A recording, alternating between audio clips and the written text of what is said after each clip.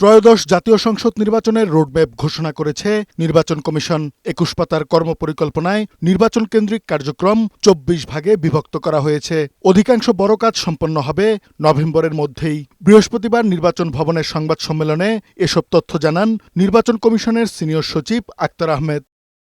কর্মপরিকল্পনায় সুষ্ঠু নির্বাচন আয়োজনে অংশীজনদের সাথে কখন সংলাপ করবে ইসি তা বলা হয়েছে। আইন শৃঙ্খলা পরিস্থিতি কিভাবে মোকাবেলা করা হবে তাও উল্লেখ আছে। অংশীজনের সাথে সংলাপ এটা আমরা শুরু করার ইচ্ছা আছে আমাদের সেপ্টেম্বরের শেষাংশ থেকে। আমরা 1 থেকে 1.5 মাস সময় নিব। চূড়ান্ত ভোটার তালিকা 30 নভেম্বর প্রকাশ করবে ইসি।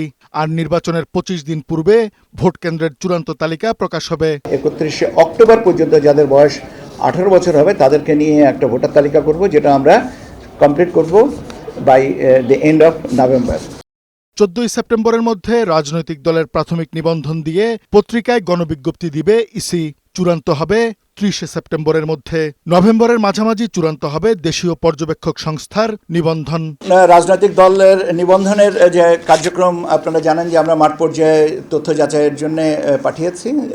কয়েকটা অলরেডি আমরা কিছু কিছু জায়গা থেকে পাচ্ছি এবং এটা চলমান থাকবে এবং আমরা আশা করছি যে এটা আমরা সেপ্টেম্বরের ভিতরে কমপ্লিট করতে পারবো।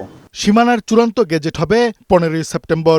ডিসেম্বরের শুরুতে নির্বাচনী মালামাল মাঠ পর্যায়ের অফিসে পাঠানো হবে। 5 জানুয়ারির মধ্যে প্রবাসীদের কাছে পোস্টাল ব্যালট পাঠানো হবে। আমরা সীমানা নিয়ে যে শুনানি ছিল সে শুনানিটা কমপ্লিট করেছি।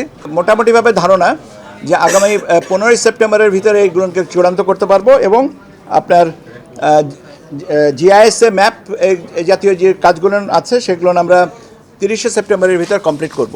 কর্মপরিকল্পনায় নির্বাচন নিয়ে কোনো চ্যালেঞ্জ আছে কিনা উল্লেখ না থাকলেও নির্বাচন কমিশনের সিনিয়র সচিব বলেন, পরিস্থিতি অনুযায়ী ব্যবস্থা নিতে প্রস্তুত ইসি। প্রত্যেকটা জিনিসকে মোকাবেলা করার জন্য মানসিক প্রস্তুতি থাকতে হবে, এটাই হচ্ছে দৃঢ়তা এবং এটাই আমরা চাই। পরিস্থিতি আসবে, পরিস্থিতি মোকাবেলা করতে হবে, ওটাই চ্যালেঞ্জ এবং ওইটার জন্য মানসিকভাবে যে দৃঢ়তা থাকার দরকার, আল্লাহর মেহেরবানিতে আমাদের সবারই সেই দৃঢ়তা আছে। ভোট গ্রহণের তারিখের 60 দিন আগে আমরা তফসিল ঘোষণা করব।